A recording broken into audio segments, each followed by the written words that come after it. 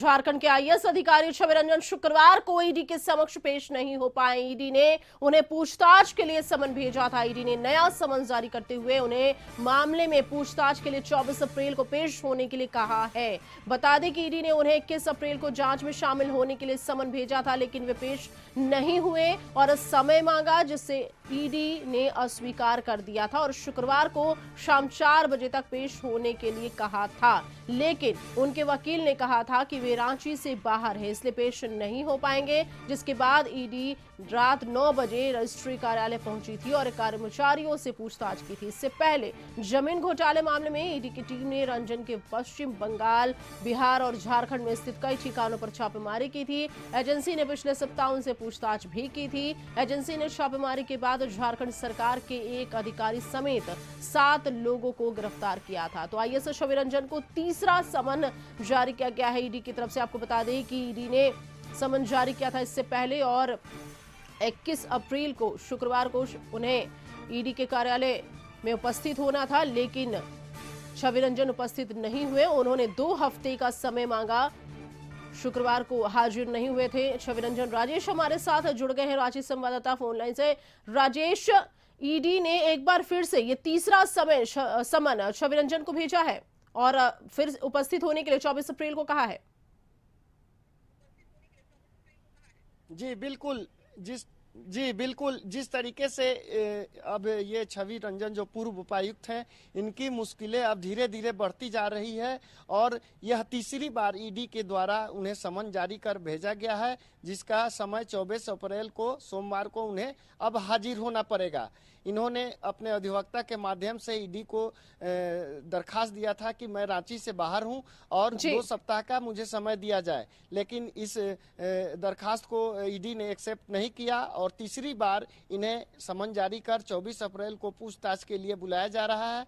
बहरहाल अभी जो 7 आरोपी इसी मामले में पूछताछ के लिए प्रतिदिन ईडी दफ्तर आ रहे हैं, उनसे पूछताछ भी चल रही है। कल रात ईडी की अधिकारियों के द्वारा रजिस्ट्री कार्यालय में घंटों एक रजिस्ट्री कार्यालय के कर्मचारियों से बंद ताले में पूछताछ भी गई। कई कागजात अहम जो है उसकी देखरेख की गई, उससे पूछताछ किया गया।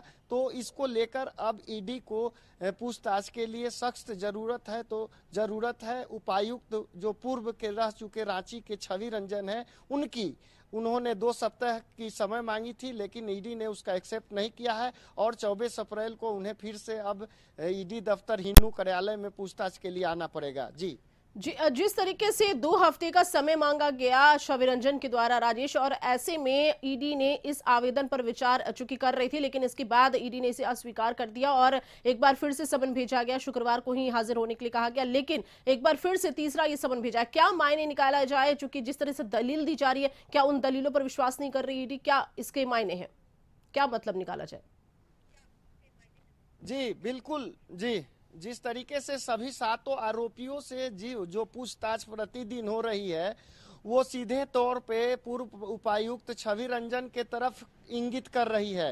वो अपने पूर्व में रहे उपायुक्त के पद पर रहते हुए ये इतने बड़े फर्जीवाड़े का जो खेल हुआ है, उसमें कहीं न कहीं इनकी भी खास रोल रही होगी, जिसको लेकर के अब सीधे तौर पे सभी अधिकारियों के द्वारा उन्हें बार बार ईडी दफ्तर में पूछताछ के लिए बुलाने की कोशिश की जा रही है। लेकिन ये बाहर का हवाला देते हुए 2 सप्ताह का समय मांगे थे, जिसकी मंजूरी नहीं हुई और उसको लेकर के अब एक बार फिर तीसरी बार इन्हें समन जारी कर पूछताछ के लिए बुलाया जा रहा है।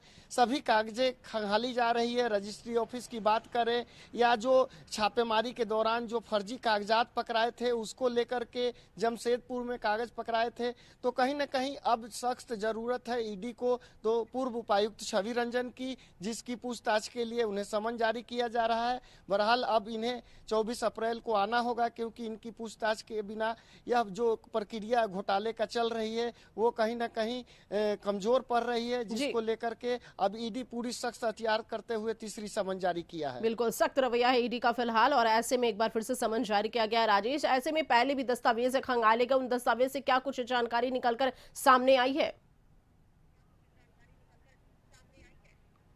जिस तरीके से जो पिछली बार छापेमारी के दौरान जो काफी मात्रा में जमीन के दस्तावेज पकड़ाए थे जी। और कहीं ना कहीं जो बंगाल का उसमें कागज डीड पेपर रजिस्ट्री का था, वो तमाम चीजों को लेकर के वो अपने पूर्व में रहे रांची के पद पे, डीसी के पद पे थे, उन्हीं के हस्तांतरण से सारे खेल हुए थे। तो ये कागज कहीं ना कहीं पूरी तरह से जांच पड़ताल में फर्जी पाए गए हैं। कुछ बंगाल रजिस्ट्री ऑफिस का कागज है, कुछ जमशेदपुर का है, रांची से भी ये हुआ है फर्जीवाड़ा। तो कहीं ना कहीं ईडी अब सीधे तौर पे इन्हें पूछताछ के लिए अपने को जरूरत महसूस कर रही है, जिसको लेकर के इन्हें समन जारी किया जा रहा है। राजेश, अब कुल मिलाकर ये माना जाए कि अब छवि रंजन की परेशानी बढ़ती ही जा रही है। जी बिल्कुल, क्योंकि यह तीसरी बार समन है और पहली बार भेजा गया था, उस समय भी इन्होंने वक्त मांगा था। दूसरी बार में 2 सप्ताह का समय मांगा है और ये जो तीसरी बार है, मात्र आज शनिवार और रविवार, सोमवार को उन्हें बिल्कुल जिस तरीके से समन जारी किया जा रहा है, कहीं ना कहीं उन्हें अब ईडी से बच नहीं पाएंगे और उन्हें आने की सख्त जरूरत है। एक के बाद एक समय मांगा जाना, कई सवाल ऐसे भी खड़े हो रहे हैं। शुक्रिया राजेश तमाम जानकारी के लिए आपका। तो छवि रंजन, आईएएस छवि रंजन की परेशानी लगातार बढ़ती ही जा रही है और ऐसे में एक बार फिर समन जारी किया गया है। 24 अप्रैल को बुलाया गया है, आईएएस छवि रंजन को उपस्थित होने के लिए कहा गया है। एक बार फिर से समन जारी कर आपको बता दें कि आईएएस छवि रंजन ने वक्त मांगा था 2 हफ्ते का, लेकिन ईडी ने इसे अस्वीकार कर दिया है और शुक्रवार को आपको बता दें कि हाजिर नहीं हुए थे छवि रंजन ईडी ऑफिस।